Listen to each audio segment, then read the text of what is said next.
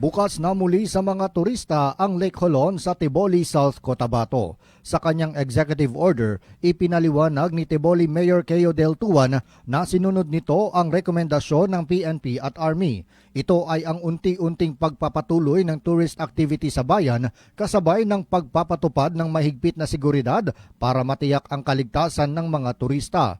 Kasunod ito ng ginawa nilang security assessment at cleaning operation sa nasabing tourist destination at karatig lugar. Binigyang diin pa ni Tuan na generally safe for controlled public access ang Lake Holon simula pa noong Lunes. Matatandaan na temporaryong ipinasara ni Tuan sa publiko ang Lake Holon nitong Abril 10. Ito'y isang araw matapos ang engkwentro sa sitio Tebul, Barangay Lacono na ikinasawi ng dalawang mga rebelde. Layo nito na matiyak ang kaligtasan at seguridad ng mga stakeholder. John Sonosa, NDBC, Bida Balita.